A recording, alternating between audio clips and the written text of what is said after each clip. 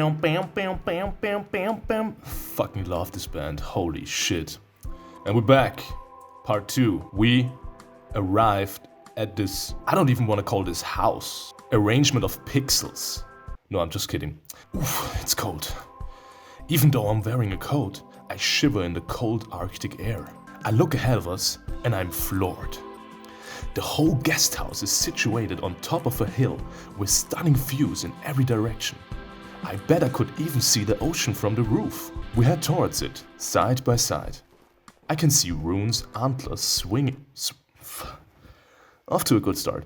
I can see Rune's antlers swaying above the small crowd of students walking to the building.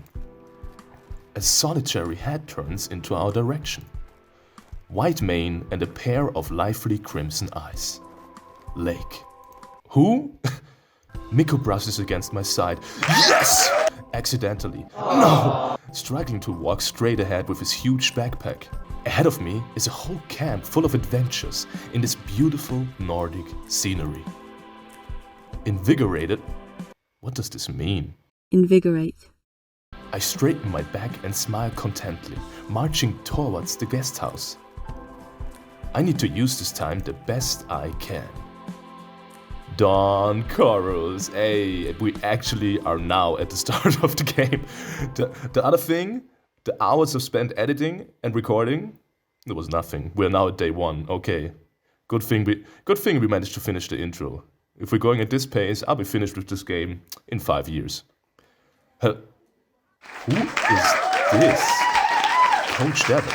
We need a pros and cons list. Let's get it back up. Bing! Pros. I like the eyes. I would say golden. Look very good. The jacket is banging. I would buy that. I will actually steal that later. He looks kinda boring otherwise. It's just a Black Panther, I suppose. Is it? So you are like in the middle. You will get onto the potential boyfriend list. But like, under review. I have to get to know you first.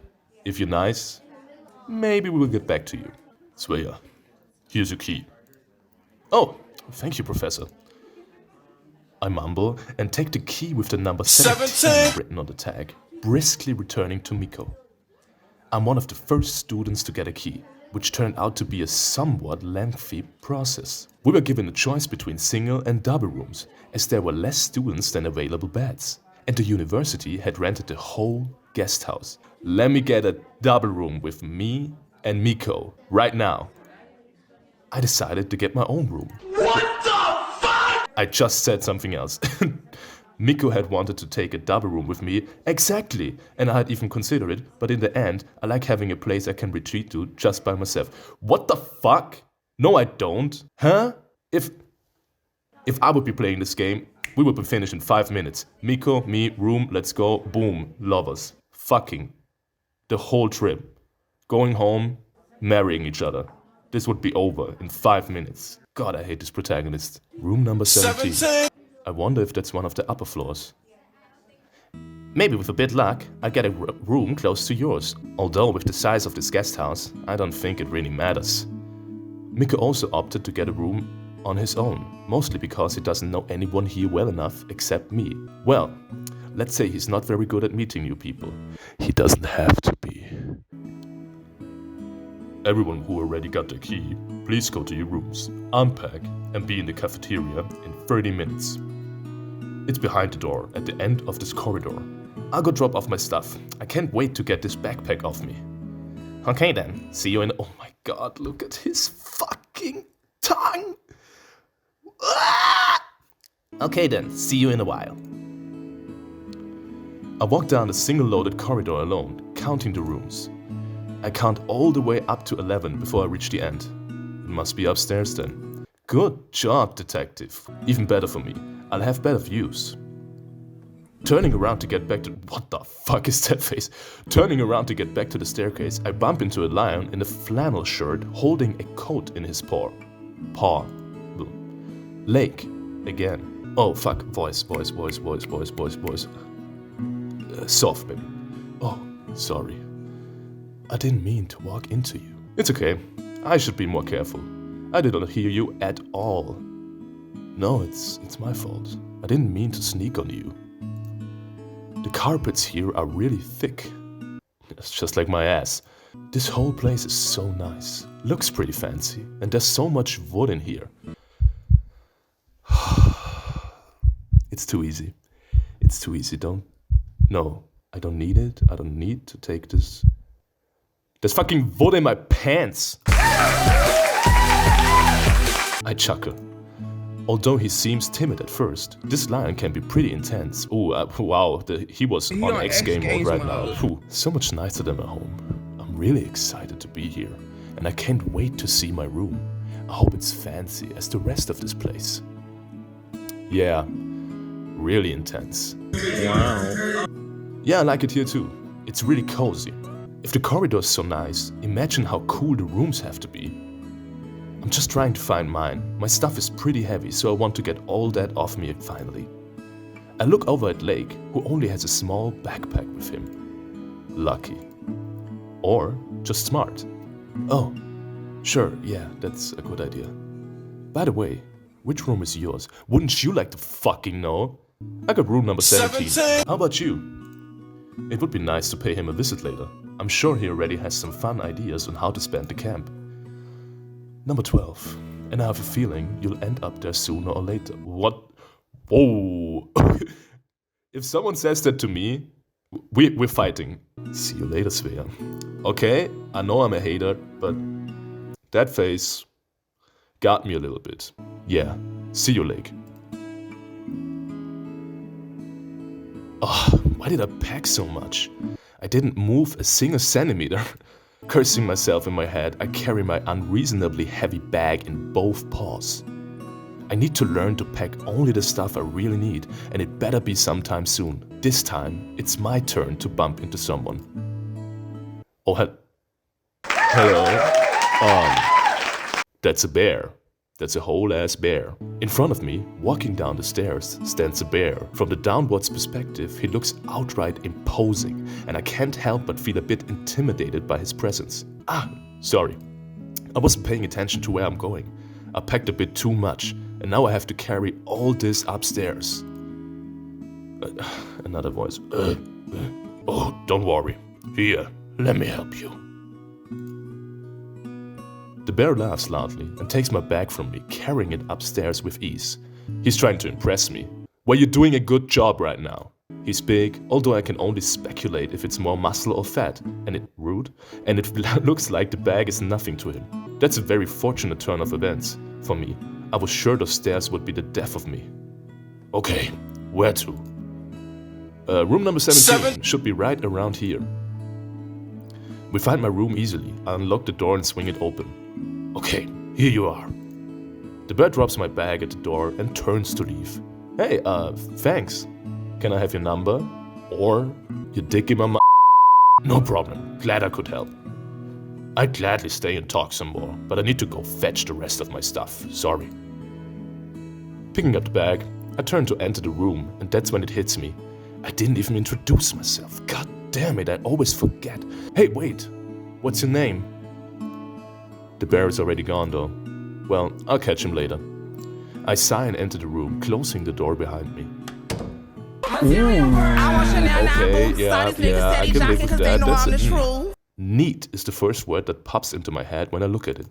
The bed, covered by a colorful patchwork, is big enough to fit at least 2 people comfortably. We will remember this information. There is also a small wardrobe, a desk, and a chair. The thick carpet covers the wooden floor. The colors remind me of a meadow or a sunset sky, an ever-changing tapestry of vibrant colors and cloudy white. I'll have plenty of time to look around though. For now, I can just drop off my stuff and head back to the lobby. Maybe I'll check if Mikko got to his room yet, or I could go pay Lake a brief visit. Choices. Mikko, you already know. It's been a few minutes already, but if I go now, maybe I can still catch Mikko before he gets his key. Run. Taking only my camera bag with me, I leave the room and lock the door behind me. Oh, Mikko. Walking around the corner, I see Mikko at the end of the corridor. He waves to someone behind him before turning around and noticing me. Hey, Svea, yeah, look at him. He likes to see me and I like to see him. You got your key yet? Yeah, I got room number 3. Should be right here. You need any help with that? I point at the huge bag Mikko is dragging behind him. Being smaller than me, Mikko often had to rely on me with carrying stuff. Used to that, I ask almost automatically. I won't turn that down, it's pretty heavy. I grab the bag and try to lift it. Oh, damn! It's even heavier than it looks. By the way, who were you waving to? Oh, when I was waiting for the key, I was approached by a tanuki that studies in the same department as me.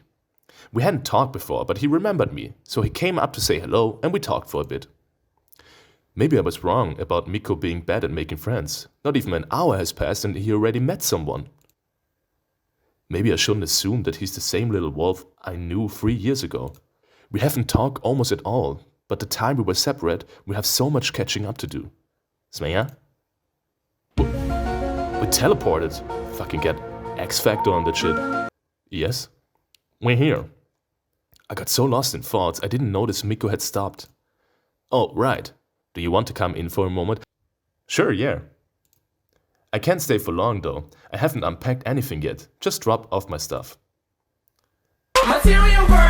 That's almost the same room, only you have blue chairs and no water on the table. Mikko walks in through the door and I follow him, lifting the bag to avoid bumping it at the doorstep.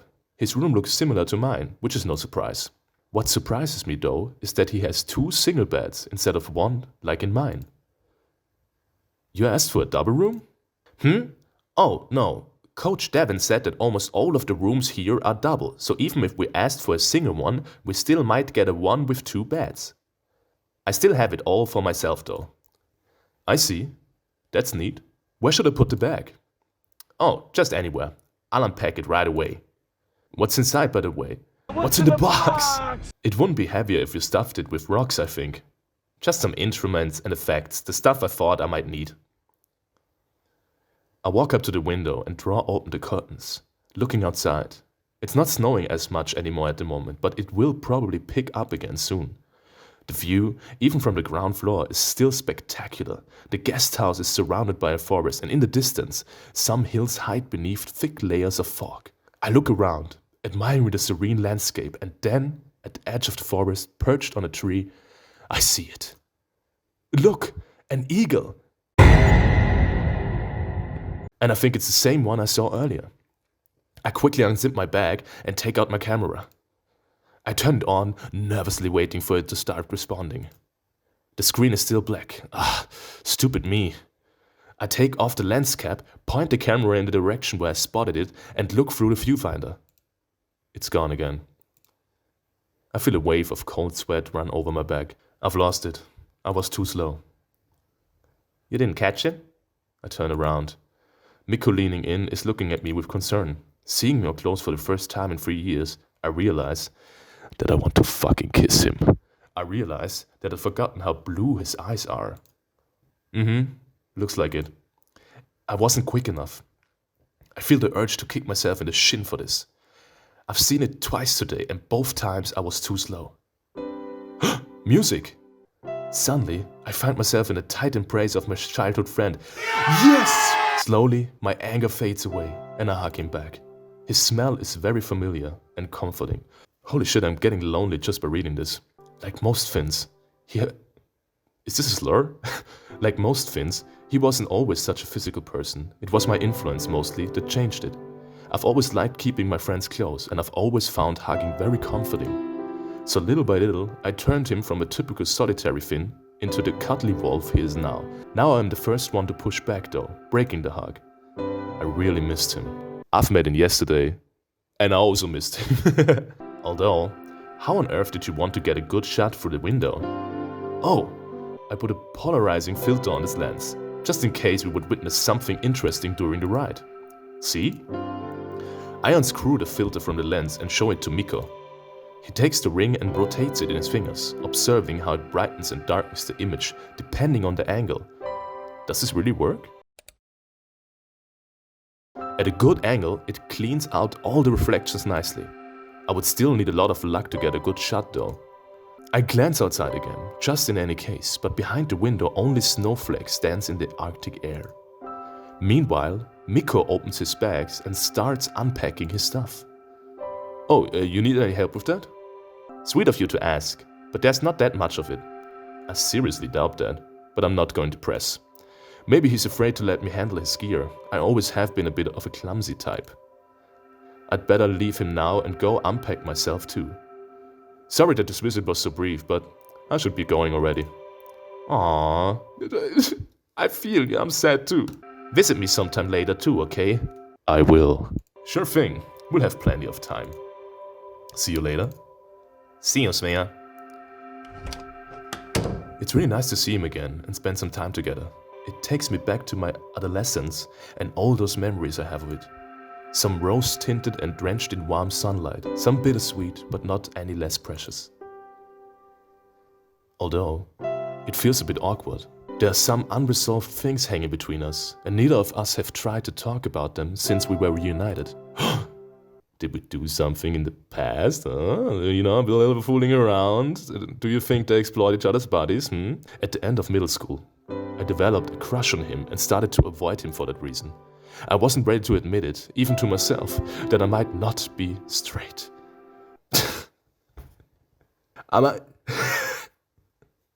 It's 2022, nobody's straight. Thankfully, it's all in the past now. I'm not gay anymore. I left that behind me. I'm straight now. I got over my crush on him after a few hard months of conversion therapy. After a few hard months that felt like a fever dream. After middle school, we each went to different high schools and our paths separated. Mikko tried to keep in touch, but I couldn't bring myself to talk with him. What kind of bitch am I? We separated without a goodbye. This year, however, we found ourselves studying at the same university, although in different departments. We just resumed our friendship, as if nothing had happened, but we both know there are things we will have to talk about sooner or later. Maybe that will give me some sense of closure. Closing a chapter so that we can start a new one. But for now, I prefer to just enjoy his company while I can. I really missed him, and seeing him smile makes me happy too. And he seems truly happy for the camp. I haven't seen him this cheerful in, well, maybe ever? I wonder what view I have from here. I'm gonna fucking jerk off in this room.